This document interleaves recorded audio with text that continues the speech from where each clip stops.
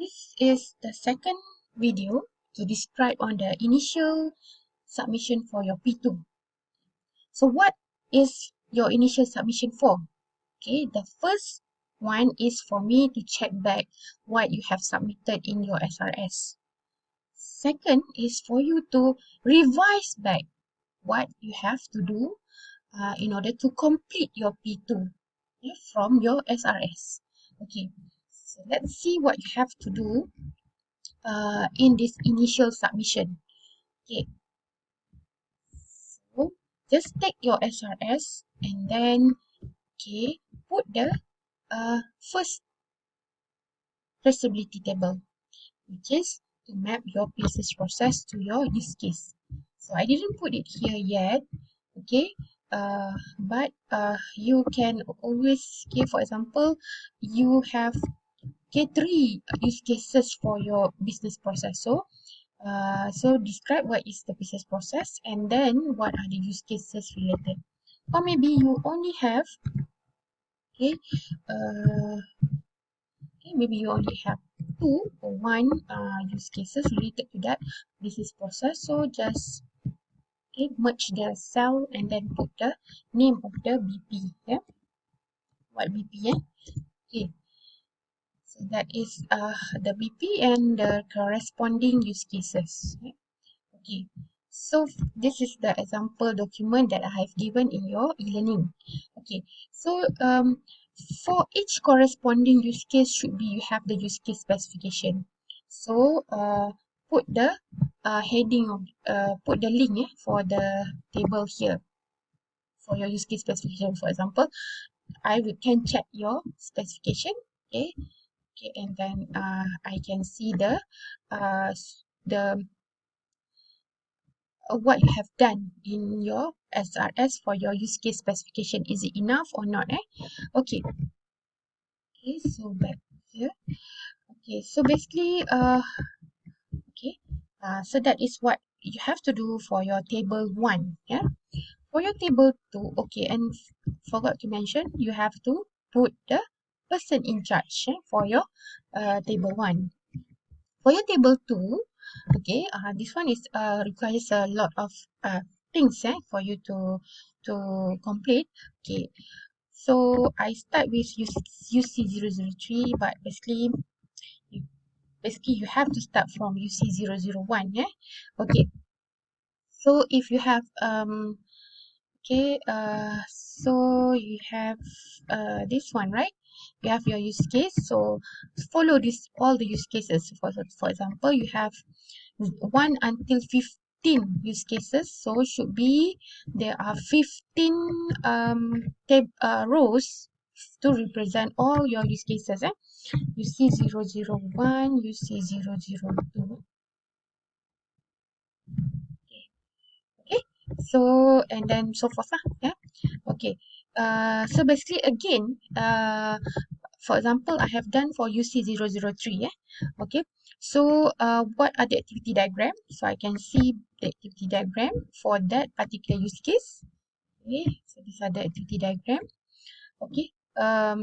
So if you see here, the activity diagram is to show the communication between the system and the user, right? Okay, so you describe on the system. So what the system display first, and then what the actor do, and then what the system responds, and then what the actor responds. So that is what you have to show in your use case pack.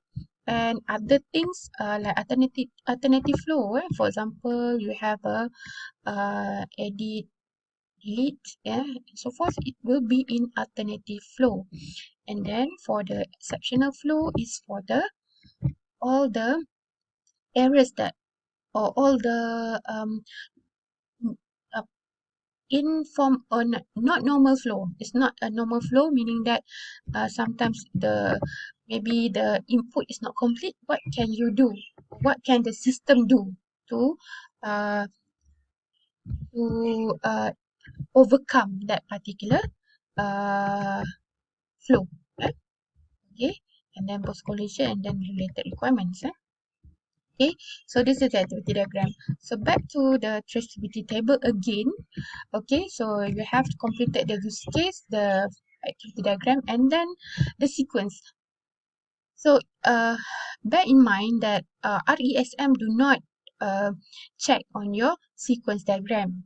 Okay, but sequence diagram is very important for the another model that you have to complete. Yeah, for example, state diagram and domain model.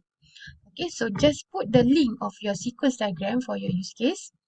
Okay, so from there, okay, you can get the candidate class, yeah, for your state diagram.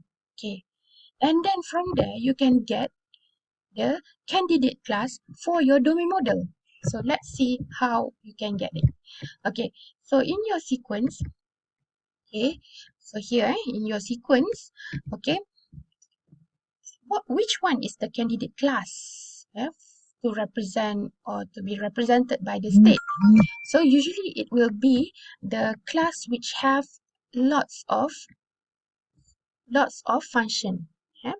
So with the function you can show based on this function what happened to this state, and from this state when you run the function it will be transformed into another state.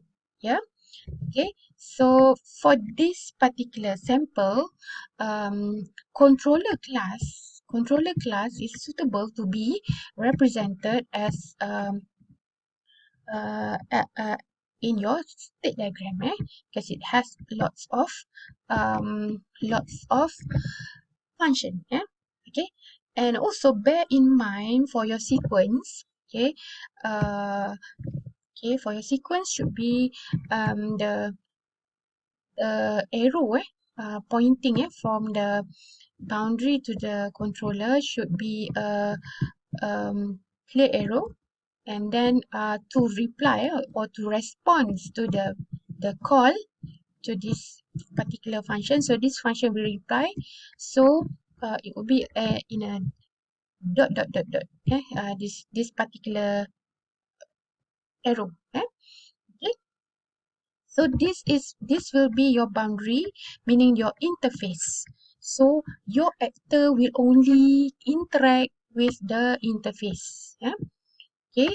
And then what happened inside the interface is basically all your logic. Yeah.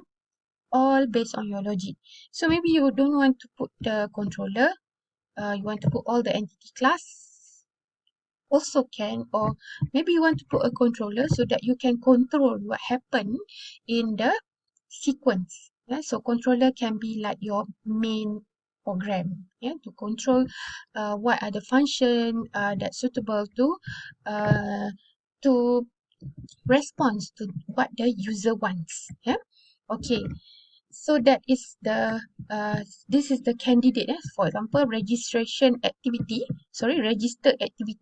is the candidate for state diagram here. Yeah, for use case, for this particular use case use case registered activity. So back to here. Okay, hope you have cleared about the uh, sequence and the relation to the state. So only one class will be represented by a state diagram. Yeah. So choose one suitable class. Yeah. Okay. And then after that, you will identify which class suitable to be in your domain model. Again, your sequence diagram really plays the role in order for you to identify. So let's see back here.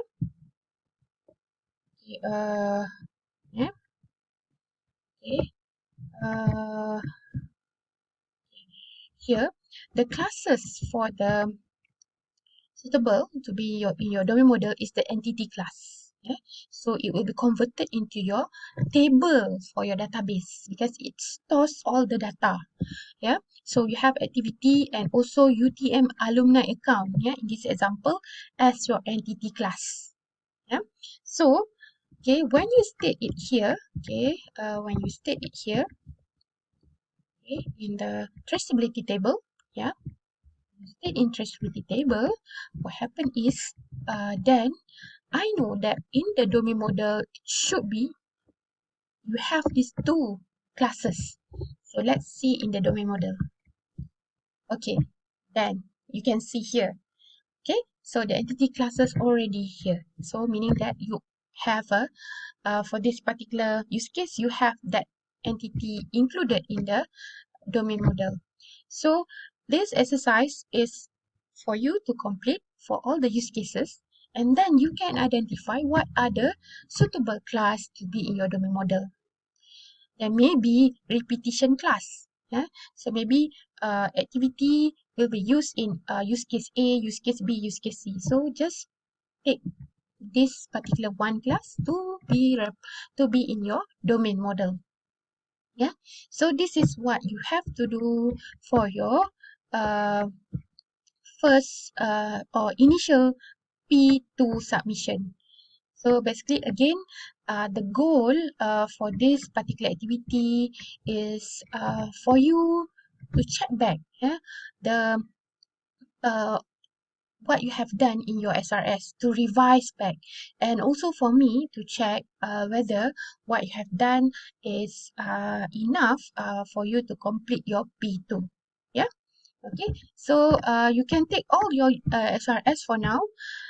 Even you don't have to follow the template. So this is purely to see what you have done in your SRS.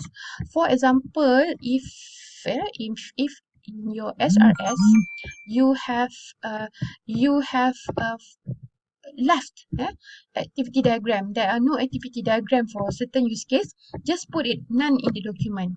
Yeah, so this is for you to revise back. So this is not enough. So then for the initial for the final submission, you know that you have to complete this particular document. Yeah, so any document that is not enough, just put it none in the document. Okay, so that's all for the description for your initial submission. So please see in e-learning what are the due date for the initial P2 submission. Okay, thank you.